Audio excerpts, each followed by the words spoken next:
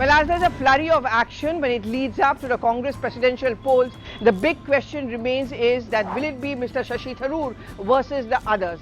We are going to focus on the Tharoor factor this week on One Take.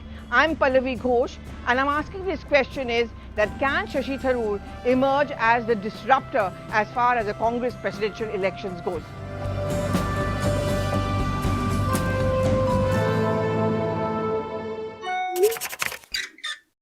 Well, just to step back on the Tharoor factor, we all know him as someone who was the face of the United Nations, a very erudite writer, someone who has more than 8.2 million followers on the social media, that's on Twitter, many more on Instagram and on other social media platforms as well. Well, it should be easy, many would say, for Shashi Tharoor to win this elections of the Congress presidential polls. Now, when he first decided to contest from Thiruvananthapuram, the leaders over there, the Kerala Congress, also looked at him as an unlikely outsider. Those are the words which were always used for Shashi Tharoor.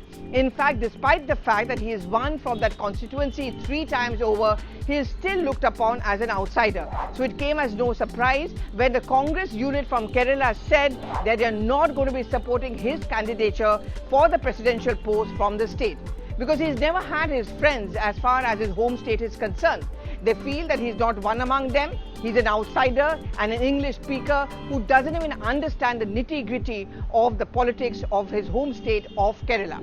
Yet Shashi Tharoor has emerged as one of the most high-profile faces of the Congress party. There's often been a demand from a particular section of the Congress, especially those who are younger, who feel that Tharoor should be given a larger role in the party because he can attract the young population, which is something which Rahul Gandhi has always craved for and has always fought for.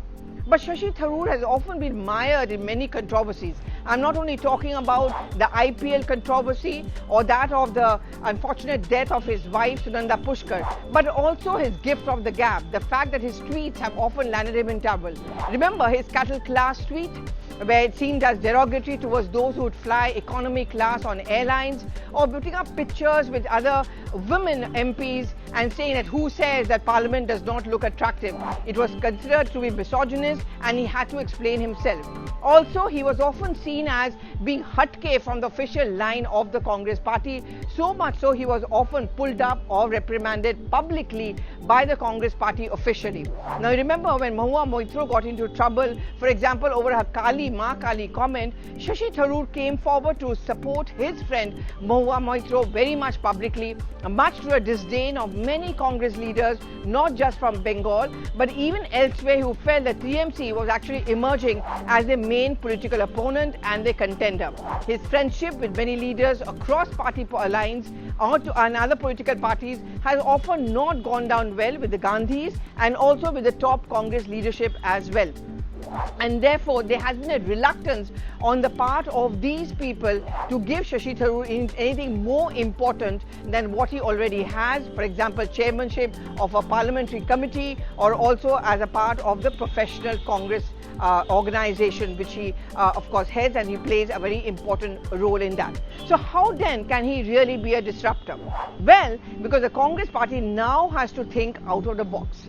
You know, this whole tag of giving a position of power only to a loyalist or someone who is considered to be close to a Gandhi is being given importance. In that sense, Shashi Tharoor is completely different. We all know that Shashi Tharoor has carved an image and perception for himself which is beyond the Congress party. For example, his social media popularity even made the Prime Minister make him the brand ambassador of the Swachh Bharat Abhiyan, which is something, of course, which did not go down well with many a Congress leader, and often a jibe has been taken against him of being a B team of the BJP or being a closet BJP. But also remember, Shashi Tharoor books on Hindutva. He is giving his knowledge on the Hindu religion and Hindutva, and calling out the BJP and the RSS on this is something which has also made him stand apart.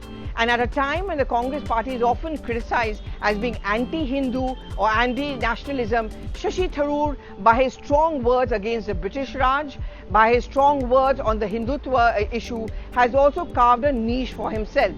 Which is why I say that Shashi Tharoor is seen as the most unlikely congressman. As not a typical Congress leader, he's carved an image for himself as being something beyond the Congress leader. Suppose tomorrow Shashi Tharoor no longer remains a part of the party, he still will have his own standing, something which makes many of his party colleagues extremely uncomfortable, and that is why not many are approving of the idea of him contesting for the presidential polls, which bore out by the fact that Gaurav Vallabh, who's one of the spokespersons of the Congress party, actually made a comparison between Tharoor and Gehlot, saying that Tharoor has got nothing in his favor. He was the one who wrote those letters of G23 at a time when Mrs. Gandhi was in the hospital, and therefore he's not really much of a loyalist. Of course, to be fair, Jairam Ramesh came down very strongly on this comment. It did not go well. But when I talk about how Shashi Tharoor can be a disruptor, he can be on many grounds, which I was talking about: a young leader, someone who is erudite,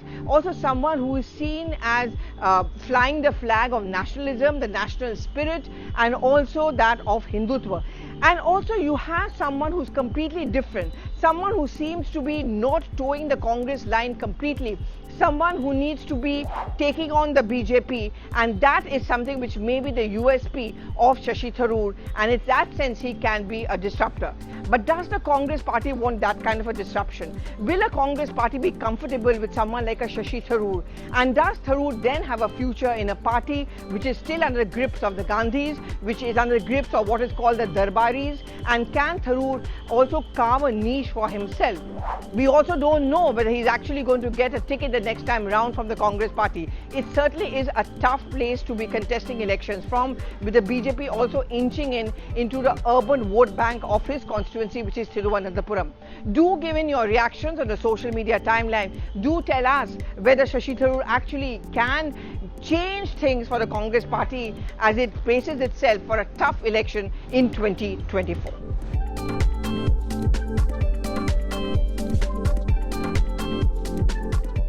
Thank you so much for watching.